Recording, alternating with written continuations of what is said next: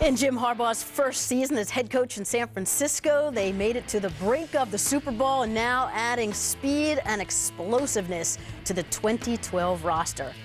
As we say hi to the head coach of the Niners, Jim Harbaugh. And Jim, let's start right there with your first overall pick at number 30, A.J. Jenkins, the receiver out of Illinois. What was it you liked so much about him?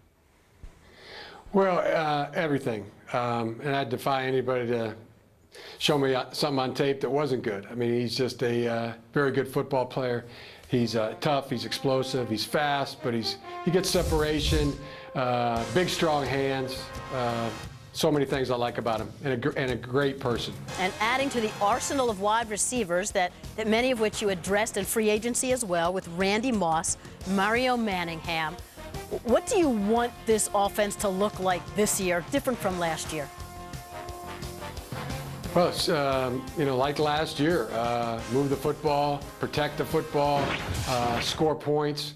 We have a good football team, and really, no matter what position we added to our football team this year, whatever position group, it's going to be highly competitive because we have very good football players, winning football players at every position group. Our guys play their hearts out, and their best is good enough. So look forward to keep getting better. Your pick in the second round seemed like if you can't beat them, then join them. LaMichael James from Oregon.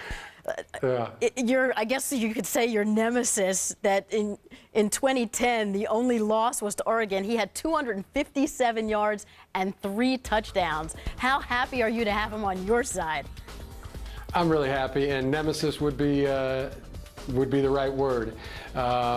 Again, I love his toughness. I'm going to start right there. I love LaMichael James' toughness. Love him as a football player, and very near impeccable in both of those categories, as a person and as a football player. I think he's also going to be a shining light star around our building. He's got a very vivacious personality, loves football, tough, smart, talented. Let's slide over to the other side of the ball. We all know how good your defense was last year, number 4 overall, first against the run. This coming season, you'll face the top 5 quarterbacks in passing yards from last year. Breeze, Brady, Eli, Rodgers, Stafford. That's an unbelievable quintet. How can your defense improve from last year? Brady. You left out Brady, too. How what, How Susie? can the defense improve? How can you guys get better there? Well, we're going to have to because of those teams that you mentioned. 3 of those teams on the road: New Orleans, Green Bay, New England, and everybody's improving. You watch what our division is doing in the draft this week. Making very strong, positive moves. So that's what we have to do as a football team, continue to get better. We're excited. We have all 11 returners, starters coming back on defense.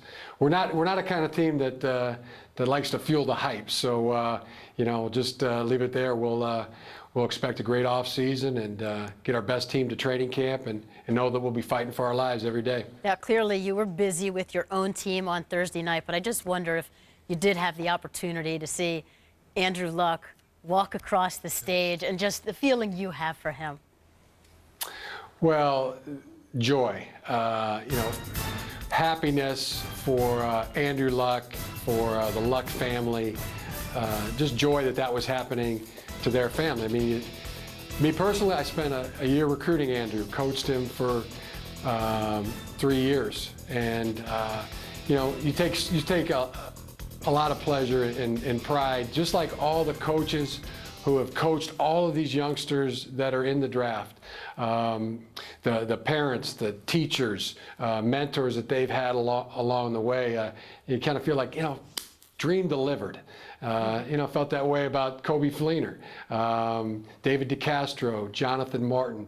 So, I think that just the parents that are out there, the coaches, the teachers, family members, grandparents, dream delivered. And congratulations on that, because this is something that these youngsters earned through hard work, by doing the right thing, and a lifelong dream for them realized. Congratulations. This is their day. It's a historic day for them, and for Andrew, for all those youngsters that we drafted and everybody else in the draft. It's just a huge day. So, of course, Andrew has big shoes to fill, and Peyton Manning, one of the best ever in his free agency tour, he also had a stop with you guys. Everybody on the outside wanted to make something of this for Alex Smith. How have you guys dealt with this? No, Alex Smith is our guy. Our quarterback will always be a San Francisco 49er, and that is Alex Smith. Perception's not reality, and our quarterback earned being the starting quarterback of the San Francisco 49ers by the way he's played and the way he played last year. And our team has total confidence in him. Jim, thanks so much for your time. Tremendous first season. Look forward to what's in store for the future. Thank you, Susie. And that team report with Jim Harbaugh, sponsored by Bud Light. They were right there. And it seems like they've got some of the best talent in football right now. This is a scary team. Quality football team. And there's a toughness to them because Jim Harbaugh brings that toughness. But I got to talk about Alex Smith. And we talk about the quarterback position.